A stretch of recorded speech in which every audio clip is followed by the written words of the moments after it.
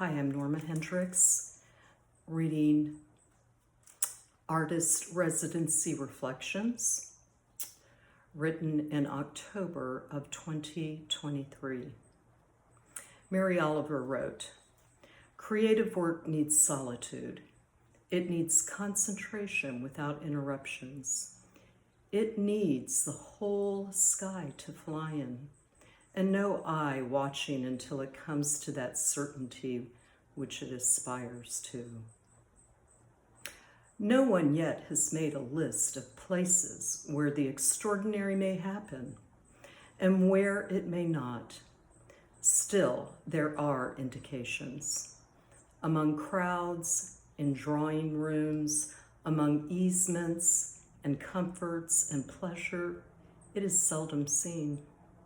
It likes out of doors. It likes the concentrating mind.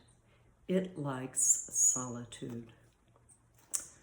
Journal entries, October 16th, arrival.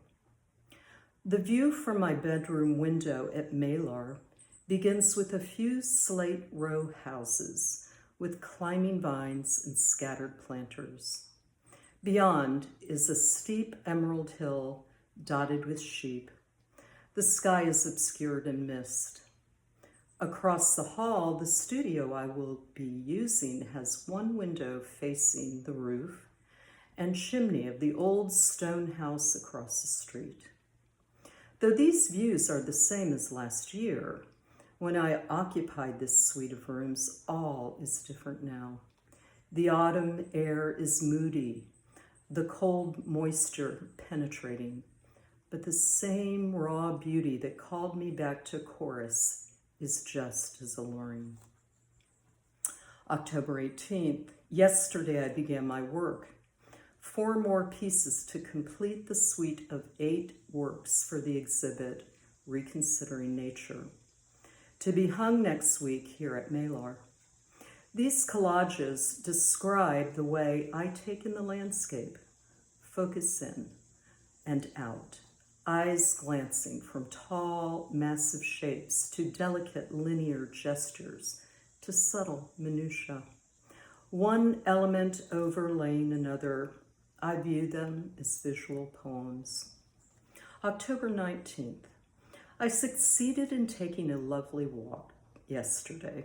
The same walk I took almost daily last summer, left out the door, right at the pub, down the steep hill of slate row houses, past the hanging planters of tiny flowers and vegetation, peeking out of every crevice, past the gardens and cats, then to the unlocked gate. Dazzled by the rushing clear white water, I steadied my steps on the uneven path with the use of my cane, liberating me from the dreariness of the convalescence I've been working through after straining my knee before the journey to Corris. How to describe the spirit of this place? In a photo, it would say, one would say, this narrow path along the white water, rocks, moss, fern, and roots are a mirror of the natural features I take in on walks in the Blue Ridge Mountains of North Carolina, where I live. Not so. The unspoiled nature of this village and all its footpaths, the compressed geographical features from low-lying waterways to steep mountain paths, accessed within short distances from one another, are in jarring contrast to the intensity of the long climbs and vast expanses of the southern Appalachian mountain range. 2, I rarely see litter spoiling the charm of the footpaths that travel through woods and fields. The land is offered without signs warning trespassers to keep out. Landowners seem to honor those who walk, hike, explore while traversing their fields, and I, in return, respect the land I've been given. I'll read one more entry. October 20th. What makes my time at a residency so productive? I have a fully functional studio at home, not like the studio here at Maelor, which can be described as spare.